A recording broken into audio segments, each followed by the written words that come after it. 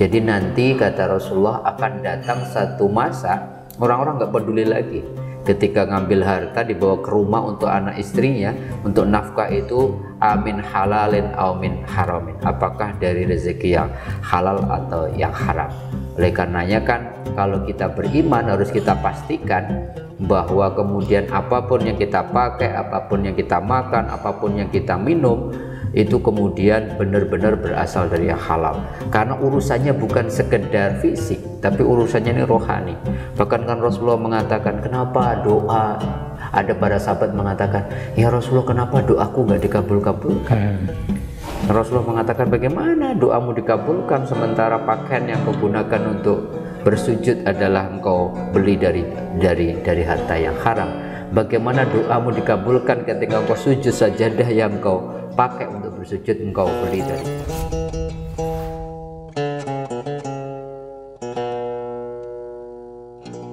Assalamualaikum warahmatullahi wabarakatuh. Kita berjumpa kembali di channel Tauhid Cinta. Kali ini kita akan membahas mengenai bagaimana menghalalkan sesuatu yang haram. Dalam kasus nikah itu terjadi, misalkan kita sebelum nikah haram berdekat-dekatan dengan lawan jenis, tapi setelah kita nikah itu sudah halal istri kita. Nah, tapi dalam konteks ekonomi misalkan, ya ada kasus-kasus seperti Robin Hood gitu, misalkan dia mencuri untuk dibagikan ke fakir miskin.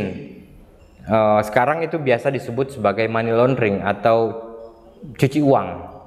Nah, ada juga di mana perbedaan pendapat, misalkan zakat juga menyucikan harta kita, tapi apakah menyucikan harta yang halal atau harta yang haram, atau dua-duanya zakat itu menyucikan harta yang halal dan haram. Nah, kita akan membahas ini. Ada sebagian ulama soalnya yang membolehkan kita menghalalkan sesuatu yang haram, dalam hal ini adalah ekonomi. Nah, bagaimana caranya dan seperti apa sih pandangan ulama tersebut. Nah, kita akan berbincang ini dengan Ustadz Mukhlisin Aziz. Beliau adalah wakil ketua di Sekolah Tinggi Ilmu Agama Islam atau STAI Muslim Asia Afrika. Assalamualaikum Ustadz. Assalamualaikum warahmatullahi wabarakatuh. Sudah halal Ustadz? Halal ya. Apanya istri? Sudah punya istri. Nah, bisa nggak sih kita menghalalkan sesuatu yang haram? Dalam konteks ini adalah uang gitu. Apakah itu money laundering atau dengan zakat itu sebenarnya money laundering bukan sih Pak Ustadz? Ya, gini Mas Rifki, kenapa ketika bicara tentang harta halal haram jadi penting ya? Rasulullah itu ngingetin kita, inna likulli syai'in fitnah wa fitnatu ummati al-mal gitu. Segala sesuatu itu ada fitnah. Fitnah dalam bahasa Arab itu ujian yang berat gitu. Dan ujian berat umatku adalah harta gitu ya. Banyak orang mulia gara-gara harta, tapi tidak sedikit orang yang hari ini dimuliakan gara-gara harta kemudian hina gara-gara harta. Oleh karenanya kenapa penting membahas halal haram dalam harta ini? Karena ketika kita ngaku beriman kepada Allah, ada perintah tuh Allah sendiri dalam surat Al-Baqarah 168, ya ayyuhalladzina amanu. Jadi ini perintahkan hanya orang yang percaya sama Tuhan. Kulu mimma fil ardi halalan thayyiba wa la tattabi'u khutuwatis syaitan. Hai orang-orang yang beriman, makanlah kalian. Makan itu kan berarti tidak secara letterlek ya makanan, tapi pakaian dan segala macam dari yang halal sekaligus thayyib. Dan jangan kalian ikuti kemudian langkah-langkah setan. Langkah-langkah setan itu mungkin ya mencari makanan, menjemput rezeki dengan cara-cara yang tidak diizinkan oleh Allah, yang ngambil hak orang, mendolimi orang gitu, atau jenisnya sendiri memang sudah haram gitu. Ini penting karena Rasulullah sendiri bahkan mengatakan kepada Ka'ab bin Ujrah, wahai Ka'ab, ingat ya bahwa daging yang tumbuh dari makanan, asupan makanan dari yang haram tidak layak dapat surga, dan neraka adalah yang paling utama. Dan apalagi di akhir-akhir, orang nyebutnya apa ya Mas Rifki, zaman akhir ya, zaman edan gitu. Ada adigium yang kemudian menggelitik ya, nyari yang haram aja susah gitu. Apalagi yang halal. Apalagi yang halal. Dan itu 15 abad yang lalu ternyata Rasulullah juga sudah memprediksi la ya'tiyanna 'alan nasi zamanun la yubalu mar'i gitu bima akhadal mal. Jadi nanti kata Rasulullah akan datang satu masa orang-orang nggak peduli lagi ketika ngambil harta dibawa ke rumah untuk anak istrinya, untuk nafkah itu amin halalin aw min haramin, apakah dari rezeki yang halal atau yang haram. Oleh karenanya kan kalau kita beriman harus kita pastikan bahwa kemudian apapun yang kita pakai, apapun yang kita makan, apapun yang kita minum itu kemudian benar-benar berasal dari yang halal, karena urusannya bukan sekedar fisik tapi urusannya ini rohani. Bahkan kan Rasulullah mengatakan, kenapa doa, ada para sahabat mengatakan, ya Rasulullah kenapa doaku nggak dikabul-kabulkan? Rasulullah mengatakan, bagaimana doamu dikabulkan sementara pakaian yang kau gunakan untuk bersujud adalah engkau beli dari harta yang haram? Bagaimana doamu dikabulkan ketika engkau sujud sajadah yang kau pakai untuk bersujud engkau beli dari cara-cara yang haram? Oleh karenanya Rasulullah memastikan betul umatnya pengen, saking sayangnya Rasulullah sama umatnya, ayo pastikan apapun yang engkau pakai, apapun yang kau makan, apapun yang kau gunakan, bahkan untuk bekal, untuk biaya beribadah pun dipastikan dari yang halal. Maka ada doa yang menarik kan Mas Rifki, Allahumma kfini bihalalika an haramik waghnini bifadlika aman. Ya Allah gitu ya, cukupkan aku dengan yang halal dan jauhkan aku dari yang haram, dan mudah-mudahan engkau cukupkan aku, engkau kayakan aku dengan karuniamu, dan saya nggak membutuhkan dari selainmu. Ini kan doa yang memastikan, Rasulullah ingin memastikan bahwa umatnya memastikan bahwa halal ini penting, halal ini hubungannya dengan rohani. Bahkan kalau dalam konteks sufi Mas Rifki, makanan yang haram jadi daging yang haram, jadi tubuh kita yang haram, itu membuat ghirah, semangat untuk ibadah juga malas. Kenapa yang malas beribadah? Kenapa membaca Quran kok nggak nikmat? Kenapa khusyuk susah ketika sholat? Boleh jadi gitu, boleh jadi apa-apa yang kita gunakan untuk sholat, apakah pakaiannya, lisan yang kita gunakan untuk membaca doa, itu memang kemudian tumbuh dari sesuatu yang haram. Saya kira itu dulu yang menurut saya penting ditekankan, sehingga kemudian pembahasan tentang betapa pentingnya menghalalkan yang haram itu menjadi signifikan kan, kalau kita tahu pentingnya yang halal di dalam Islam. Nah, apa namanya, ya zakat itu bagian dari menghalalkan sesuatu yang haram bukan sih Pak Ustadz? Atau memang rizki yang halal ya emang sebagiannya itu adalah ada hak kaum fakir miskin? Kalau zakat konteksnya bukan yang haram. Zakat itu pertama dipastikan bahwa harta itu halal, jelas tadinya. Bahwa kemudian harus dibersihkan bukan dari yang haram tapi dari hak orang. Kira-kira zakat itu mengatakan bahwa di dalam hartamu itu hakul lisa'il wal mahrum, di dalam hartamu itu ada hak orang-orang yang meminta-minta maupun yang tidak minta-minta. Maka zakat itu kan maknanya mensucikan, tetapi juga sekaligus menumbuhkan keberkahan yang secara rohani. Nah, dalam konteks money laundering, nah itu kan sesuatu yang haram tentu saja, tapi disumbangkan ke masjid atau ke pesantren atau ke wisma yatim piatu segala macem gitu. Itu gimana? Itu mensucikan harta nggak? Dari yang haram menjadi halal, menghalalkan nggak? Makanya akhir-akhir ini viral kan, ada satu ceramah dari Gus Baha yang kita tahu semua. Beliau memberikan sebuah statement betapa pentingnya kehalalan dari apa yang kita pakai, dari harta yang kita miliki. Maka kemudian ada yang bertanya, Gus gitu, bagaimana caranya ketika kita mengetahui betapa pentingnya yang halal itu, kita sudah punya titipan harta yang ternyata setelah ditelusuri dengan indikator-indikator agama kok haram.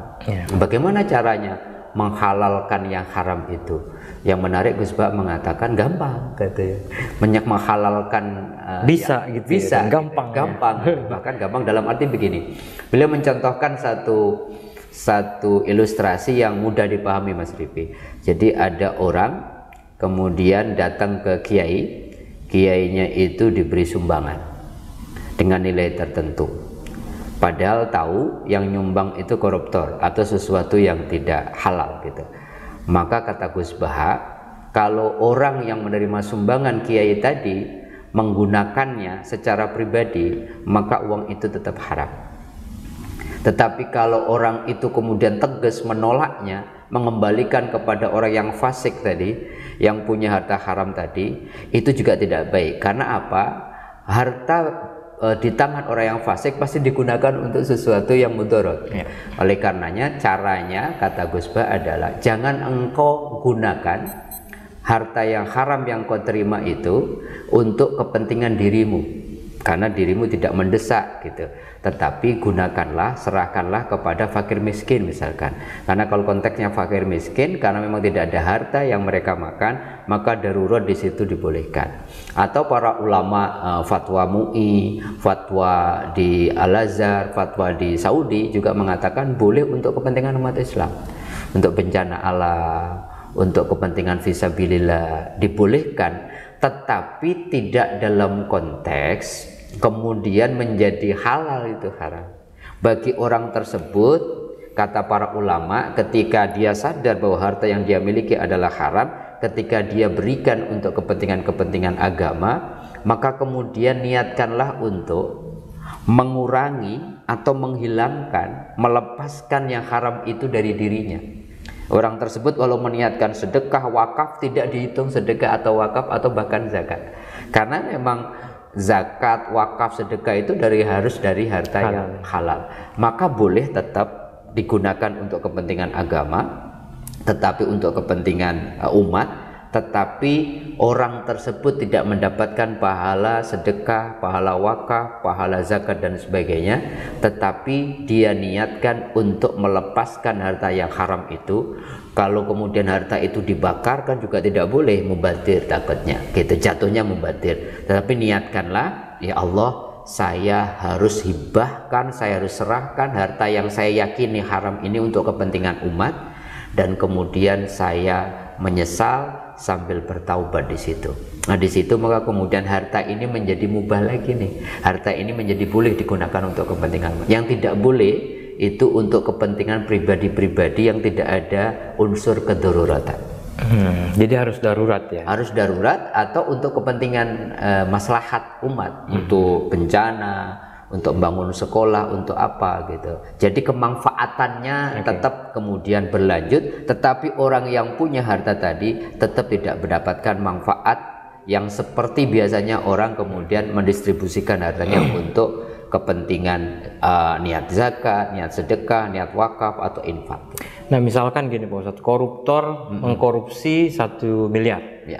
Nah, disumbangkan 500 juta. Ya. 500 jutanya buat dia. Ya. Dengan harapan bahwa ini menghalalkan yang haram. Ya. Yang halal yang haram ini dikeluarkan setengahnya, dengan asumsi dia merasa bahwa yang 50%-nya lagi adalah juga halal gitu. Karena sudah dibersihkan dari yang dikeluarkan 500 juta. Taubatnya setengah-setengah. Jadi kasus riba misalkan, kan kasusnya begitu. Kasus riba itu kalau Anda punya harta lewat jalan riba sebelum larangan riba, maka Anda boleh mengambil pokoknya. Tetapi riba yang kelebihan itu harus dibersihkan. Begitu juga kalau kita korupsi 1 triliun, 1 miliar, itu nggak ada pokoknya, semuanya korupsi. Maka kemudian harus semuanya. Kalau niatnya dia memang betul-betul untuk melepaskan diri, jangan sampai anak keluarganya makan lagi dari harta yang haram, menjadi dagingnya haram, nanti mempengaruhi spiritualitasnya. Dengan niatan betul-betul taubatan nasuha, tetapi daripada 1 miliar ini kemudian tidak digunakan untuk kepentingan, tapi digunakan kemudian didistribusikan untuk kepentingan umat. Oke, terakhir Ustadz. Nah, kan misalkan ya kita sudah terlanjur nih makan sesuatu yang haram, ya dari rizki yang halal, yang haram maksudnya, atau makan makanan yang haram. Bagaimana mensucikan? Karena kan efeknya ada gitu, misalkan jadi malas ibadah gitu, terus juga malas ngaji apa segala macam, dan dijauhkan dari surga Allah gitu misalkan. Nah, Nah, sesuatu yang sudah menjadi darah, menjadi daging itu disucikannya gimana? Pakai dalil watbi'i sayyi'atal hasanata tamhuha.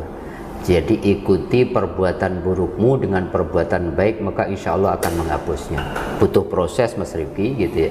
Mungkin daging-daging yang sudah kita, yang jadi di darah kita mungkin 50% yang sudah haram, dengan semakin perubahan-perubahan sel, itu insya Allah kalau semenjak kita taubat kemudian memastikan sebutir nasi pun kemudian kita pastikan yang halal, baju sehelai pun kita pastikan yang halal, maka insya Allah sesuatu yang dulunya kita memakai yang haram itu mulai kita ganti yang halal, akan kemudian berubah menjadi yang halal dan akan mempengaruhi secara spiritual. Bahkan para ulama mengatakan seandainya engkau pernah memakan harta orang dan kemudian engkau ingin menghalalkannya, engkau harus minta halal dari orang itu. Dan kalaulah kemudian engkau tidak menemukan orang itu, engkau boleh sedekahkan di jalan Tuhan, tapi niatkan itu sedekah dari orang yang engkau pernah zalimi. Jadi memang prosesnya berhablum minan nas, dalam konteks hak anak Adam, kedoliman itu lebih double dibandingkan kemudian ketika kita melakukan kemaksiatan kepada Allah. Tapi dengan catatan dua-duanya tidak boleh kita anggap remeh. Tapi kalau Allah kan jelas ya, ketika kita berbuat dosa, kita taubatan nasuha, kita menyesal, kita komit tidak mengulangi lagi, kita merubah diri kita menjadi lebih baik, selesai. Tetapi ketika kemudian kita bertaubat dari harta yang haram, mendolimi orang dan sebagainya, banyak orang kemudian menangis, bahkan gitu, korban gara-gara kebijakan-kebijakan kita harus mendapatkan penghalalan dari itu, dan itu memakan waktu yang luar biasa. Maka pemimpin yang adil itu kan dapat posisi yang luar biasa, bahwa doanya mustajabah, bahwa dia akan tidak dia kemudian mendapatkan derajat yang luar biasa. Karena apa? Karena juga tanggung jawabnya besar, Mas. Oke, terima kasih Ustadz, luar biasa ya. Ya, semoga ada manfaatnya buat kita semua ya, bagi Bapak Ibu, sahabat-sahabat Tauhid Cinta yang mungkin sedang malas ibadah atau malas ngaji atau apa, jangan-jangan coba kita cross check lagi, jangan-jangan ada sesuatu yang haram dalam diri kita, ada harta yang haram yang pernah kita makan dan lain sebagainya. Ya, mari kita sama-sama membersihkan diri dan terus ya seperti tadi tata cara yang sudah dilakukan sama Ustadz itu, bagaimana menyucikan diri, bagaimana sesuatu yang haram ini bisa jadi bisa jadi halal kembali ya Pak Ustadz ya. Ya, mungkin itu dari kami, mohon maaf atas segala kekurangan. Wabillahi taufiq wal hidayah. Assalamualaikum warahmatullahi wabarakatuh.